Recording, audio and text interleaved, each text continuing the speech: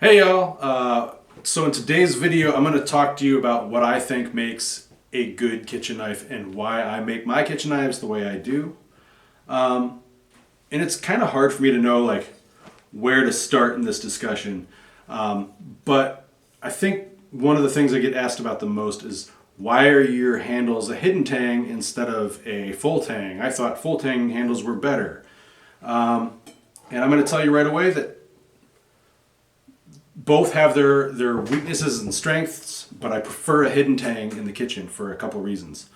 Actually, one main reason, but the main reason is that your handle material and the steel and the epoxy that are used to hold them all together, they're all going to respond to their environment differently, right?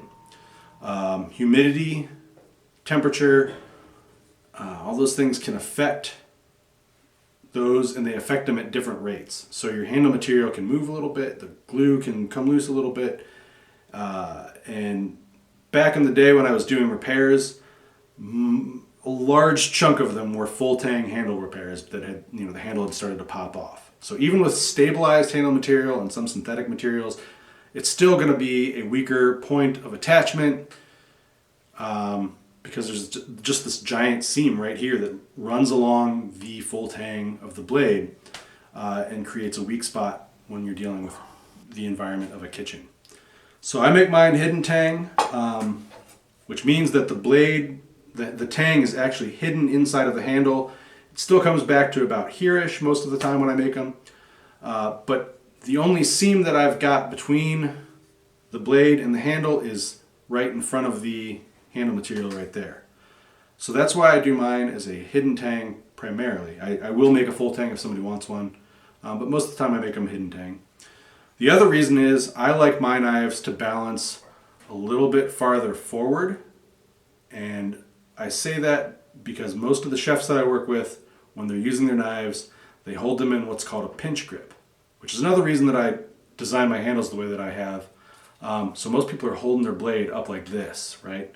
And they're using it in this manner. So I've put little hollows in the handle here that aid in a comfortable pinch grip, and that's just one of the features of my knives that I think, makes them look like my knives and function like my knives.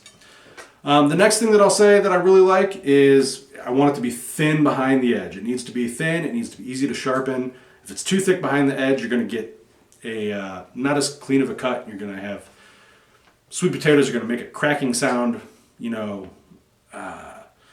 It's just not, it's not as much fun to use as something with a thicker edge. This one, it's a factory made Kramer, and it tends to be, in my opinion, a little too thick behind the edge. It's not horrible. It still cuts well. It does its job, but I like to make sure that my knives are very thin behind the edge, and it's hard to see on this video, but I think the last one that I measured was 0.003, about a 1/16 of an inch up from the edge itself. So it's pretty darn sharp just to begin with before I even sharpen them. The next thing that I like is I like my spines to be around 5/32 of an inch, 1/8 inch sometimes. And that just, once again, it's rounded over. I round them over so that it's comfortable to hold on to for long periods of time. And it's not quite so thin. I've got one Japanese knife that's like a 1/16 inch thick, like all the way down the spine of the knife, and it's just, I don't like it. It doesn't feel right. It doesn't balance right. Some people do like them that way, obviously, and there's nothing wrong with it, but that's what I like. I do like a nice distal taper, and it gets very fine towards the tip. And then the other thing that I like, this is like a Western style knife. This one is more of a Japanese style profile. I don't really have a preference. I've used both, and I'm comfortable with both. Some people are going to like this style more than this style. Some people are going to like this style more than this style. But either way, I like the edge to come to a nice flat stop back here. I don't want the edge to be rocking backwards when I'm done cutting. I like to have it stop when I'm on the cutting board. And then having a nice flat spot also helps with, when you're dicing stuff. You're just going straight through all the way to the cutting board, and you've got that flat spot there that kind of makes it more of a joy to use. So that's what I look for in a kitchen knife. That's why I make my kitchen knives the way I make them. I don't have a preference between stainless steel and carbon steel. both are have their benefits and their detractors, although I think stainless steels are getting considerably better and take a finer edge than, a lot of smiths will give them credit for these days, which is why I started forging AEBL steel.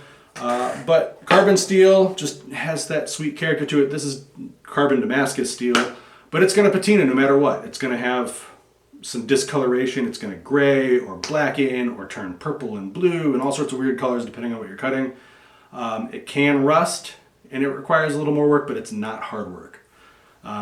So anyway, that's what I think makes a good kitchen knife. I hope that was helpful for some of you guys looking out there, and I will see you in the next video. If you liked it, please like, comment, subscribe, discuss below, ask questions, and I will try my best to respond. Thanks again.